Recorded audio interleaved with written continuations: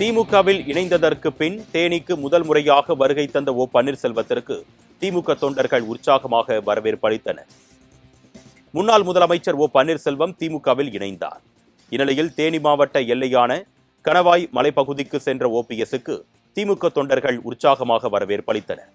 மேலும் கணவாய் சாஸ்தா கோவிலில் ஓ பன்னீர்செல்வம், தேனி எம்பி தங்க தமிழ்ச்செல்வன் மற்றும் பன்னீர்செல்வத்தின் மகன் ரவீந்திரநாத் ஆகியோரும் சுவாமி தரிசனம் செய்தனர்.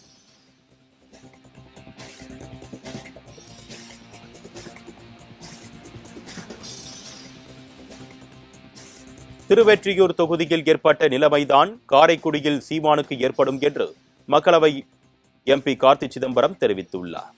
சிவகங்கை மாவட்டம் காரைக்குடியில் செய்தியாளர்களை சந்தித்த அவர், எதிர்க்கட்சித் தலைவரான இபிஎஸ் ஆட்சிக்கு வரப்போவதில்லை என்றும் கொடுத்த தேர்தல் வாக்குறுதிகளை நிறைவேற்ற முடியாது என்றும் விமர்சித்தார்.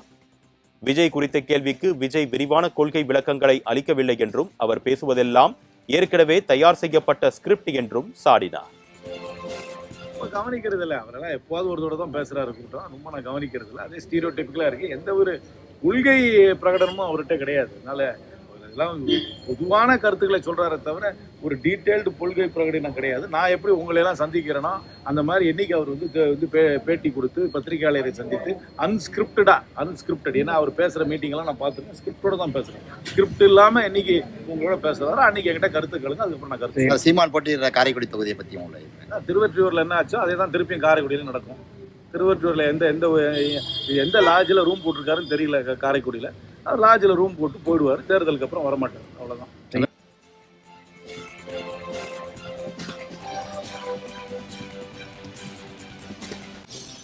திண்டுக்கல்லில் விசிகாவை சேர்ந்த இரு தரப்பினர் கடும் மோதலில் ஈடுபட்டதால் பரபரப்பு ஏற்பட்டது. திண்டுக்கல் தோமையார்புரம் பகுதியில் உள்ள விடுதலை சிறுத்தைகள் கட்சி அலுவலகத்திற்கு வருகை புரிந்த அக்கட்சியின் தலைவர் திருமாவளவன் நிர்வாகிகளை சந்தித்துவிட்டு புறப்பட்டு சென்றார். அப்போது கட்சி நிர்வாகிகள் சிலர் தங்களுக்கு முறையாக அழைப்பு விடுக்கவில்லை என கூறி மாவட்ட செயலாளர் மைதீன் பாபாவுடன் கடும் வாக்குவாதத்தில் ஈடுபட்டனர். அச்சமயம் மைதீன் பாபாவின் ஆதரவாளர்கள் எதிர்த்தரப்பை கடுமையாக மிரட்டியதாக கூறப்படுகிறது. இதனால் இரு தரப்பினரிடையே வாக்குவாதம் முற்றியதால் பதற்றமான சூழல் நிலவியது.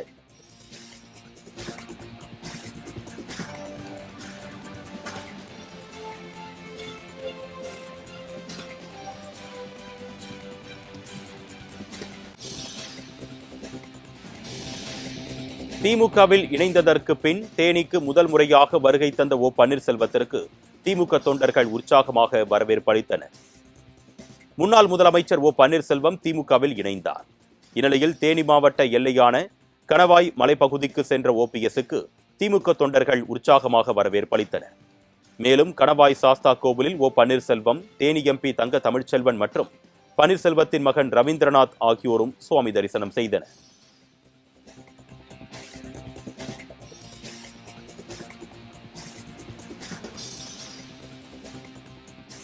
திருவெற்றியூர் தொகுதியில் ஏற்பட்ட நிலைமைதான் காரைக்குடியில் சீமானுக்கு ஏற்படும் என்று மக்களவை எம்பி கார்த்தி சிதம்பரம் தெரிவித்துள்ளார்.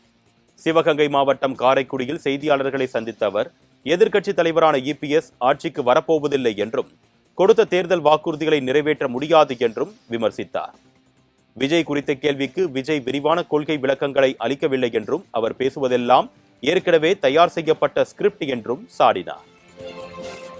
கவனிக்கிறது இல்லை, அவரெல்லாம் எப்போது ஒரு தடவை தான் பேசுறாரு கூட்டம், ரொம்ப நான் கவனிக்கிறது இல்லை. அதே ஸ்டீரியோடைப்பிக்கலா இருக்கு, எந்த ஒரு கொள்கை பிரகடனமும் அவர்கிட்ட கிடையாது. அதனால இதெல்லாம் பொதுவான கருத்துக்களை சொல்றாரே தவிர ஒரு டீட்டெயில்டு கொள்கை பிரகடனம் கிடையாது. நான் எப்படி உங்களையெல்லாம் சந்திக்கிறேனோ அந்த மாதிரி என்னைக்கு அவர் வந்து பேட்டி கொடுத்து பத்திரிகையாளரை சந்தித்து அன்ஸ்கிரிப்டட், ஏன்னா அவர் பேசுகிற மீட்டிங்லாம் நான் பார்த்துருக்கேன், ஸ்கிரிப்டோட தான் பேசுகிறேன். ஸ்கிரிப்ட் இல்லாமல் என்னைக்கு உங்களோட பேசுகிறாரோ அன்னைக்கு என்கிட்ட கருத்துக்களுங்க, அதுக்கப்புறம் நான் கருத்து. சீமான் போட்டியிடுற காரைக்குடி தொகுதியை பற்றி உங்களுக்கு திருவெற்றியூரில் என்ன ஆச்சோ அதே தான் திருப்பியும் காரைக்குடியில் நடக்கும். திருவெற்றியூரில் எந்த லாட்ஜில் ரூம் போட்டிருக்காருன்னு தெரியல. காரைக்குடியில் லாட்ஜில் ரூம் போட்டு போயிடுவார், தேர்தலுக்கு அப்புறம் வரமாட்டார், அவ்வளோதான்.